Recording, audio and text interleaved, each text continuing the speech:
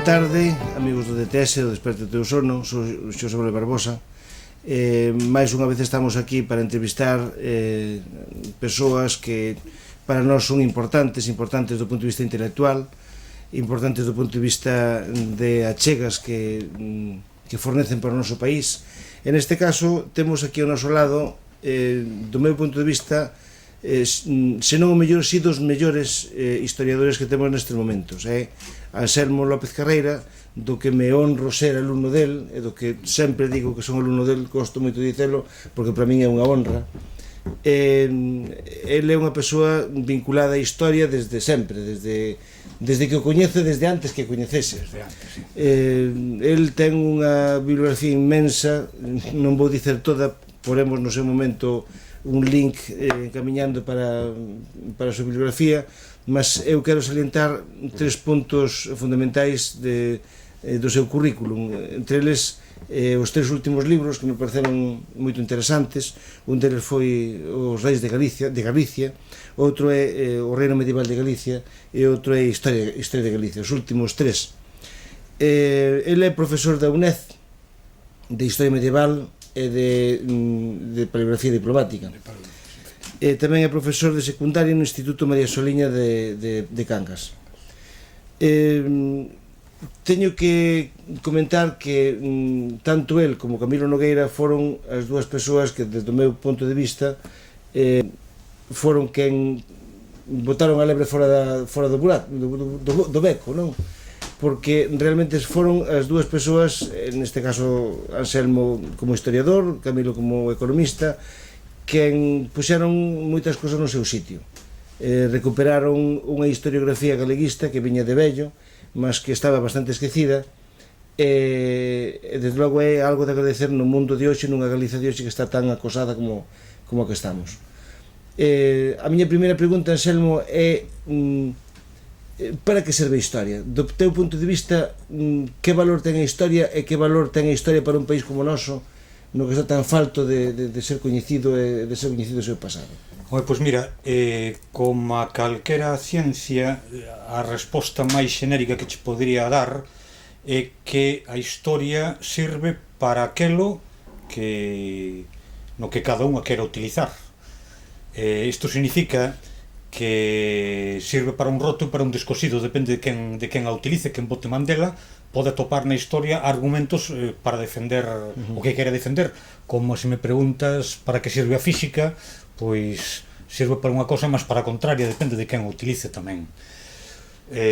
Ou seja, que se vamos pensar que queremos utilizar nos para ben, efectivamente, dun punto de vista positivista. Certamente, porque precisamente a maior utilización que se fai da historia soe ser para mal. É dicir, os estados actuais, o estado contemporáneo, que é realmente quen inventa, podes decir, a historia como disciplina académica e coñecemento divulgativo, precisamente ese estado o vai facer para reforzar determinados elementos políticos. Utiliza a historia para iso. Ahora ben, a historia tamén é susceptible de ser utilizada, como diste, para ben. Eu recurro xeralmente a esa frase de Cicerón de que o pobo que non coñece a súa historia é como un neno que carece de memoria, non se coñece a si mesmo. A súa personalidade non se pode facer máis que co paso do tempo, a medida que vai acumulando historia, precisamente. Mentres non acumulas historia biográfica, a tua personalidade non se fai. E un pobo tampouco se construe como unha sociedade de convivencia, como unha sociedade de futuro, máis que cando coñece os elementos dos que proceden, máis que cando coñece a súa historia. Por lo tanto, se nós temos un obxectivo, como diste, para ben, un obxectivo de crear unha sociedade respetuosa, unha sociedade que non padeza autoodios nin complexos, esa ten que ser unha sociedade que se recoñeza a si mesma históricamente. Por lo tanto, a historia, a finalidade que ten desde este punto de vista positivo é de darlle a unha sociedade o mellor coñecemento de si mesma. E para que vale ese coñecemento ese coñecemento vale para establecer unha convivencia tamén positiva. Nós temos un exemplo moi bo. Precisamente non se pode decir que os galegos sexamos uns bons coñecedores da súa historia. e en xeral a sociedade actual, en xeral as sociedades no mundo actual está sendo despoxadas en gran medida do coñecemento da súa propia historia, e o resultado que temos pois é unha sociedade manipulable, son cidadáns manipulables, e concretamente en Galicia vemos pois, que non somos capaces de poñer en valor o noso patrimonio, de cuidar o noso patrimonio e de establecer unhas normas de convivencia nacional, porque a nación en realidade non deixa de ser máis que eso, un ente de convivencia da xente que vive nun mesmo territorio e que precisamente ten superados unha serie de elementos moi básicos, como poden ser os elementos religiosos, que crean certas solidaridades, pero a nación supera o elemento religioso, supera tamén o elemento étnico. Poñamos o caso de Sudáfrica. Sudáfrica pódese construir como unha nación desde o momento en que eliminou o apartheid. Antes era unha comunidade pechada de un color, outra comunidade pechada de outro color, que entre eles non establecían lazos de convivencia. A nación supera todos esos elementos básicos primitivos e establece un marco de convivencia democrático moito máis amplo. Por que? Pois porque se coñece o patrimonio, nos coñecemos a nós mesmos, e iso é un ente positivo. Quen nos permite acadar esas metas? Pois precisamente o coñecemento histórico, que nos vai mostrando que hai unha dialéctica de relacións e de interrelacións, e ese coñecemento do pasado permite construir moito mellor un futuro. Por lo menos os historiadores, ou algúns historiadores entre os que eu me conto, temos esa esperanza, senón non o faríamos. Os estados invisten moito diñeiro no coñecemento da historia, máis da historia que lles convén, non toda a historia. Sí, no coñecemento xa sabe que a investigación non é o que está precisamente máis apoiado, máis que no coñecemento, na divulgación dunha determinada visión da historia. Os estados, estásme falando, por tanto, de política, dos que levan a dirección política dun Estado, non exactamente dos historiadores, ainda que logo tamén os historiadores forman parte do aparato orgánico do Estado, non? Pero sobre todo o Estado está interesado nunha determinada visión da historia, outra non lle interesa, por eso a mellor certas investigacións non lle interesan, pero claro que inviste moito diñeiro na publicitación daquela visión da historia que lle interesa aos que nun momento dominan. En a negación daquela que non queren. E, por suposto, en negar a existencia de calquera outra historia que rompa a secuencia oficial. Por que os galegos non levamos tido unha versión galega da nosa historia prácticamente, creemos que até tempos recentes? Últimamente tú comentabas que si hai unha visión desde o século XIX, mas é cortada por determinados momentos críticos e volta a recuperar outra vez.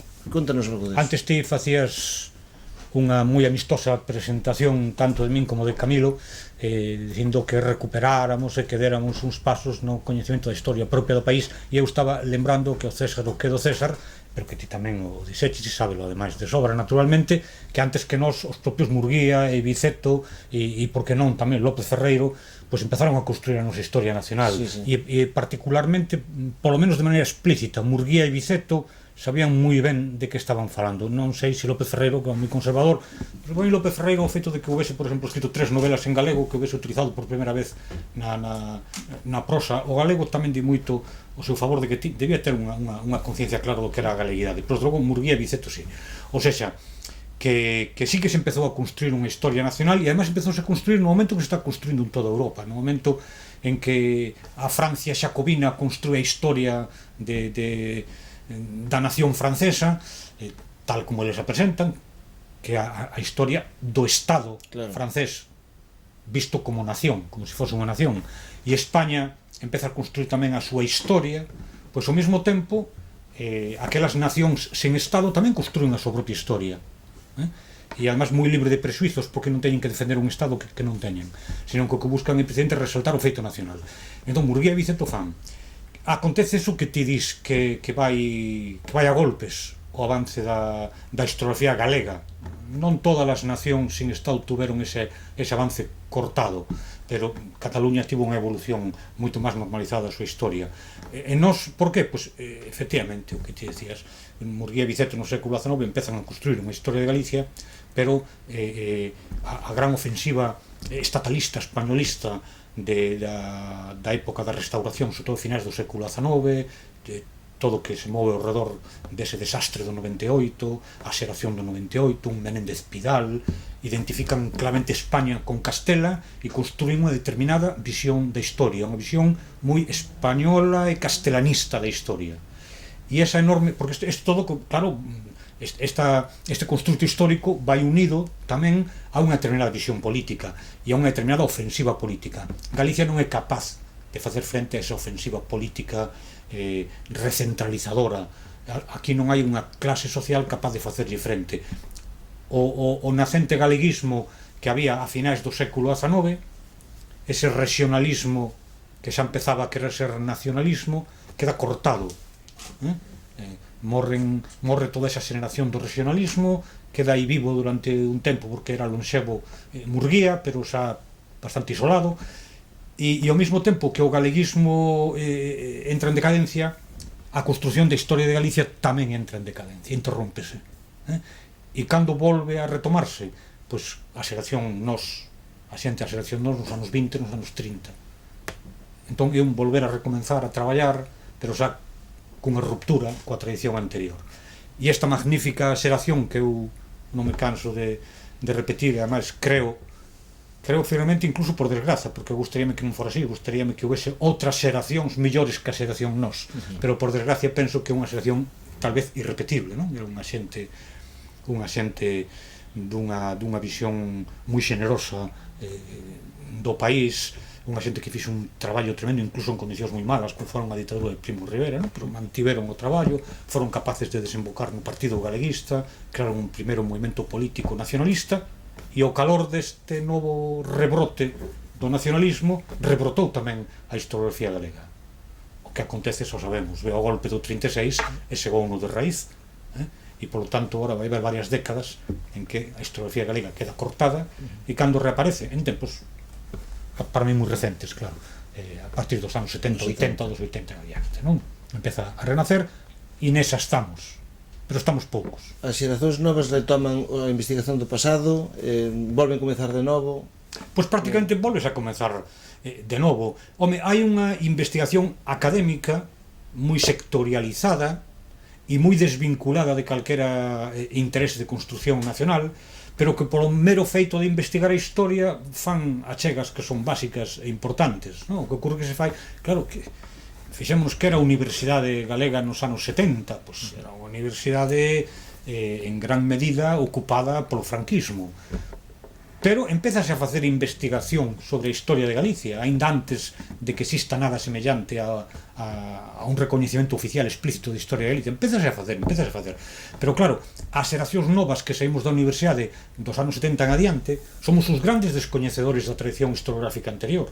Poñeche un exemplo, eu e todos os meus colegas e compañeros non coñecíamos o Sempre en Galiza de Castelao, xa sei que non é unha obra exactamente de historia, pero ten moito contido histórico.